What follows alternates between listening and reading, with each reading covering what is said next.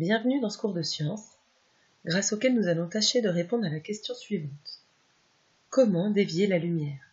Et plus particulièrement, quel est le comportement de la lumière traversant des milieux transparents différents?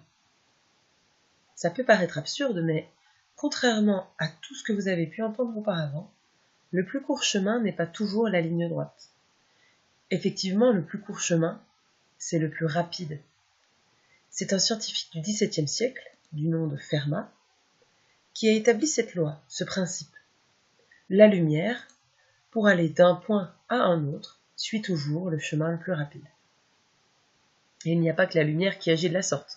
Vous-même, à pied ou en voiture, vous choisirez le chemin le plus rapide. Prenons un petit exemple. Si je souhaite passer de ce point à celui-ci, de la façon la plus courte possible, eh bien la logique me dit, je coupe au droit.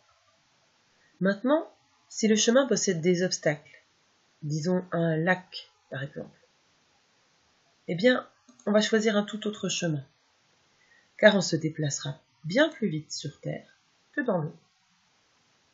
Mais la lumière se propageant dans le vide, l'air et tous les autres milieux transparents, quels sont donc les cas pour lesquels elle ne va pas se propager en ligne droite? Il faut d'abord savoir que tous ces milieux transparents sont caractérisés par une grandeur physique, appelée la réfringence. La lumière a plus de facilité à se propager dans un milieu peu dense, tel que l'air, que dans un milieu, disons, plus compact, tel que le verre ou le plexiglas par exemple. Chacun de ces milieux possède son propre indice de réfraction. On le note N. Il est défini à l'aide de la vitesse de la lumière dans le vide, divisée par la vitesse de la lumière dans le milieu traversé. Ainsi, ce coefficient, qui sera sans unité, est d'autant plus grand que la lumière s'y propage plus lentement. On comprend donc, pour en revenir à notre principe de Fermat, que la lumière n'ira plus en ligne droite si elle doit traverser des milieux d'indice de réfraction différents. Cette déviation de trajectoire est appelée réfraction de la lumière, c'est-à-dire le changement de direction d'une onde passant d'un milieu à un autre milieu. Nous pouvons constater ce phénomène lorsque l'on place un crayon dans un verre d'eau, par exemple. Mais c'est le même phénomène qui est aussi à l'origine de la formation des arcs-en-ciel ou des mirages dans le désert. Cette cassure ou rupture du faisceau obéit à plusieurs lois, appelées lois de Snell-Descartes, encore des illustres scientifiques du XVIIe siècle. La première va aussi nous permettre de découvrir un vocabulaire spécifique utilisé en optique. Cette loi dit que les rayons incidents, réfléchis et réfractés sont tous dans le même plan de la normale, à la surface. Attention, ça fait beaucoup de nouveaux mots dans une si petite phrase. Prenons donc un exemple. Vous voyez ici, on imagine un aquarium. On verse de l'eau dans cet aquarium. Nous voici avec le milieu 1, l'air, et le milieu 2, dans notre cas, de l'eau. Entre ces deux milieux, on peut observer une surface. On parle de surface de séparation. Et perpendiculairement à celle-ci, on découvre une droite imaginaire appelée normale à la surface. Si un rayon lumineux arrive dans le premier milieu de cette manière, on l'appelle le rayon incident.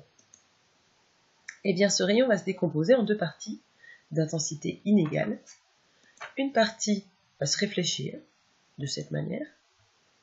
On l'appellera donc le rayon réfléchi. Et l'autre partie va passer dans l'autre milieu en étant déviée de sa trajectoire initiale.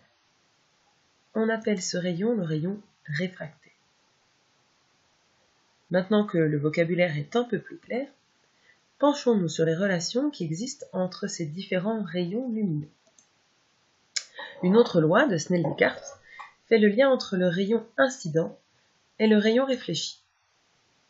Elle pose la chose toute simple.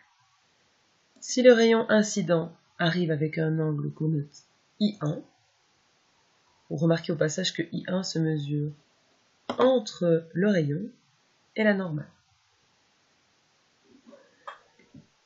Eh bien, ce rayon sera réfléchi avec une valeur notée R. Et cette valeur sera exactement la même que celle de I1, un peu comme au billard, quand une boule vient frapper le bord d'une table. On note donc cette égalité tout simplement, I1 égale R. Une dernière loi dont nous allons parler fait le lien entre le rayon incident et le rayon réfracté. Si un rayon incident arrive avec un angle I1, alors le rayon réfracté repartira avec un angle noté I2, un petit peu différent. Le lien entre ces deux valeurs se retrouve dans la relation un peu savante N1 fois sinus I1 égale N2 fois sinus I2. Bon, c'est bien joli, mais ça peut paraître, disons, un peu effrayant. Des lettres, des sinus, des maths quoi. Prenons donc un exemple avec des vraies valeurs chiffrées. Imaginons notre aquarium et une situation. Un rayon lumineux passe de l'air d'indice de réfraction N1 égale 1 à l'eau d'indice de réfraction N2 égale 1,33. Sachant qu'il arrive avec un angle d'incidence de 25 degrés, on cherche à calculer la valeur de l'angle de réfraction. On peut mettre tout ça sur un petit dessin rapide, résumant la situation. Ici, N1, l'air, qui vaut 1. Ici, N2, l'eau, d'indice 1,33.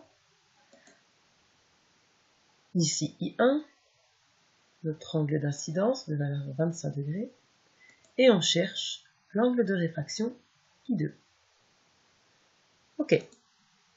Si on prend notre formule, N1 fois sinus I1 égale N2 fois sinus I2, on peut déjà remplacer N1 par 1, I1 par 25 et N2 par 1,33. Bon bah voilà, maintenant c'est une équation de maths. Alors avec la calculatrice, je tape le membre de gauche. Je trouve environ 0,42. Le reste inchangé. Étape d'après, je bascule le 1,33 de l'autre côté et je recalcule. Ça nous fait 0,32 environ. Étape finale, puisque je veux la valeur de l'angle I2 et non pas le sinus, je passe le sinus de l'autre côté et je calcule donc sinus moins 1 ou arcsinus de 0,32. Cela fait environ 18,5 degrés. Donc pour conclure, si mon angle d'incidence arrive sur l'aquarium avec un angle de 25 degrés, il ressortira avec un angle réfracté de 18,5 degrés. Il existe un cas encore un peu particulier, celui où le rayon réfracté est tellement dévié qu'il n'existe plus. On parle de réflexion totale. Lorsque la lumière passe d'un milieu d'indice élevé à un milieu d'indice plus faible, le rayon réfracté disparaîtra si l'angle d'incidence est assez élevé. Cet angle particulier s'appelle l'angle limite de réfraction. On le note lambda, la petite lettre grecque, et on parle de réflexion totale de la lumière. L'angle limite, lambda, peut être calculé. Ce lambda est précisément l'angle pour lequel le rayon réfracté est pile à 90 degrés de la normale. Ainsi, si on reprend notre fameuse formule, on peut y remplacer I1 par lambda, I2 par 90 degrés, et démarrer le calcul. Sinus 90, c'est un cas où ça vaut pile 1. Donc il nous reste à basculer le N1 de l'autre côté du signe, égal, et me voici avec la valeur précise de l'angle limite de réfraction en fonction des indices des milieux traversés. Voilà. Nous avons donc découvert ensemble le comportement de la lumière à travers des milieux transparents différents, en espérant que ça vous aura permis de bien comprendre que la lumière, à travers ce phénomène de réfraction, dévie souvent les images des objets que vous pouvez percevoir.